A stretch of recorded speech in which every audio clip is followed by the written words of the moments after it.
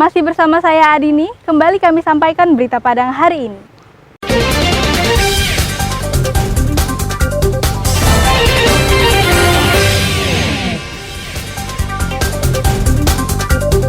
Tingkatkan layanan kesehatan bagi warganya. Pemkot Solo lanjutkan pembangunan RSUD. COVID-19 mereda, permohonan penerbitan paspor di imigrasi Padang melonjak.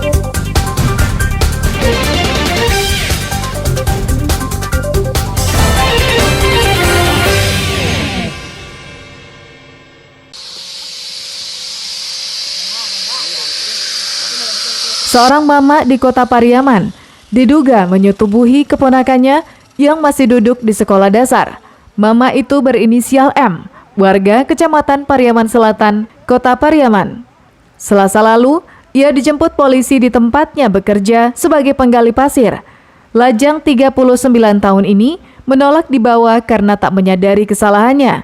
Bahkan ia menangis ketika digiring polisi ke Mapolres untuk diproses hukum. Tersangka dilaporkan oleh ibu korban, yang juga adik kandung tersangka karena dituduh telah menodai anaknya yang tak lain adalah keponakan tersangka. Laporan itu didasari pengakuan korban kepada ibunya. Putrinya yang berusia 12 tahun itu mengaku terlambat datang bulan. Saat didesak, korban mengaku telah beberapa kali disetubuhi tersangka di rumahnya yang tak jauh dari rumah korban. Saat diperiksa polisi Rabu siang, tersangka tak bisa mengelak dan mengakui semua perbuatan bejatnya itu. Sejak 3 bulan terakhir, sudah 6 kali keponakannya itu ditidurinya. Alasannya, tersangka tak punya pasangan. Tersangka sering membujuk korban untuk datang ke rumahnya dengan iming-iming diberi uang jajan. Keterangan dari tersangka karena masih belum, karena umur sudah lanjut, belum sampai saat sekarang ini belum punya istri. Jadi karena faktor gairah yang tidak tersalurkan, sehingga keponakan ini yang tinggal tidak berapa jauh dari rumahnya dipanggil ke rumah dan dibujuk rayu untuk melakukan persetubuhan. Kini polisi masih melakukan penyelidikan untuk proses hukum lebih lanjut. Tersangka dijerat dengan Undang-Undang Perlindungan Anak dengan ancaman penjara 15 tahun.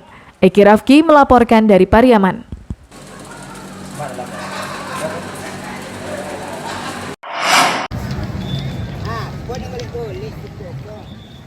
Komisi Pemilihan Umum Kota Bukit Tinggi bersama petugas pemungutan suara dan panitia pemilihan kecamatan melakukan verifikasi faktual terhadap syarat dukungan perseorangan dari 17 bakal calon anggota Dewan Pimpinan Daerah RI.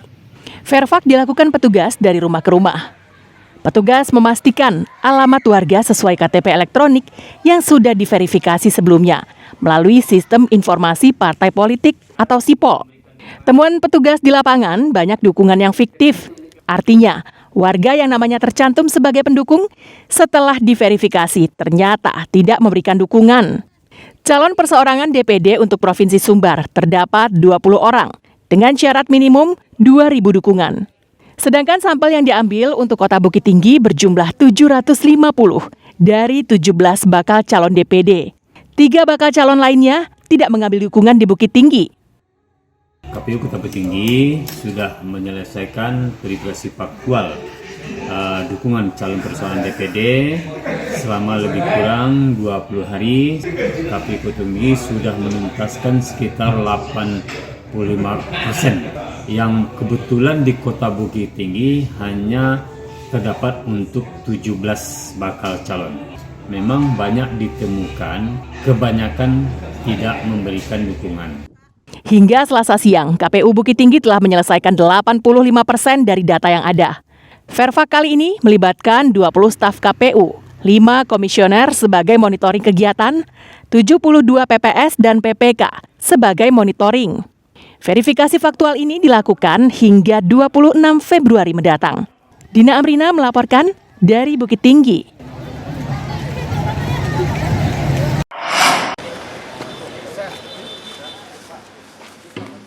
Pemerintah Kota Solo Rabu siang kembali memulai pembangunan lanjutan fasilitas rumah sakit umum daerah yang berada di daerah Banda Panduang, Kecamatan Lubuk Sikarah.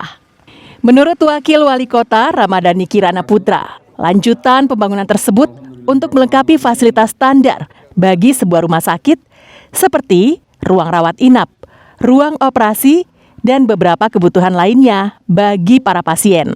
Sebelumnya, RSUD Kota Solo yang mulai dibangun tahun 2020 baru memiliki unit gawat darurat dan poliklinik anak. Untuk menyelesaikannya menjadi rumah sakit yang layak, Pemko Solo menyiapkan anggaran 100 miliar rupiah hingga bisa dirasakan manfaatnya oleh masyarakat tahun depan. Yang mana sebelumnya sudah kita biayai dari APBD kita. Di tahun ini kita lanjutkan dengan pembiayaan 100 miliar. Semua infrastruktur yang dibutuhkan untuk standar rumah sakit selesai dan bisa kita realisasikan operasionalnya di awal tahun 2024. Ini UGD-nya dan di sana merupakan rawat inap untuk rumah sakit Ubud Manala. Untuk rawat inap, ruang operasi dan banyak kebutuhan-kebutuhan lainnya. Pembangunan RSUD ini pun mendapat sokongan dari wakil rakyat. Sebab saat ini, pemerintah Kota Solo belum memiliki rumah sakit sendiri. Baguslah, karena Solo seperti Pak Wakil katakan, kan cuma kita yang belum punya rumah sakit umum daerah. Dengan adanya rumah sakit umum daerah, insya Allah terlayani masyarakat kita dengan baik. Pembangunan RSUD ini diperkirakan rampung akhir tahun 2023 dan tahun depan rumah sakit ini bisa diminati warganya. Dari Solo, Garnadi melaporkan. Begini Bapak-Bapak dan Ibu yang kami hormati. Pasca melonggarnya pemberlakuan pembatasan kegiatan masyarakat, Kantor Imigrasi Kelas 1 Padang mencatat terjadi peningkatan jumlah pemohon paspor. Sejak awal tahun 2023, lebih dari 6.500 paspor telah diterbitkan, termasuk paspor yang diterbitkan melalui program percepatan. Sebagian besar pemohon paspor bertujuan untuk melaksanakan ibadah umrah, berobat, dan wisata ke luar negeri. Sementara program percepatan paspor yang tengah diberlakukan imigrasi umumnya untuk keperluan mendadak, seperti keperluan dinas serta keperluan lain yang mendesak. Program layanan percepatan paspor ini untuk memberikan layanan ekstra kepada masyarakat, terutama mereka yang memiliki keterbatasan waktu. Program ini hanya membutuhkan waktu 2 jam untuk mendapatkan paspor. Untuk paspor itu meningkat di tahun 2023 ini karena memang banyak pemohon-pemohon khususnya selain wisata dan juga untuk melakukan ibadah umroh. Semakin kesini semakin meningkat untuk permohonan paspor.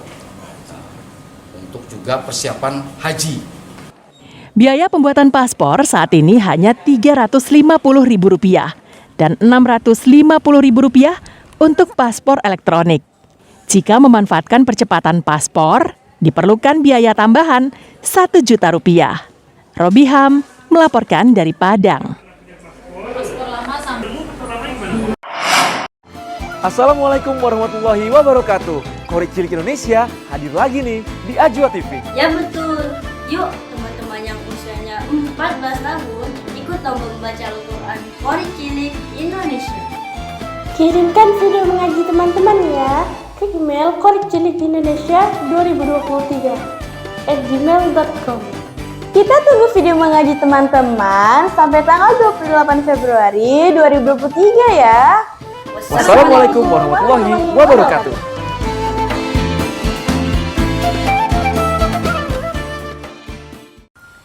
Pemirsa, demikianlah perjumpaan kita dalam Berita Padang hari ini.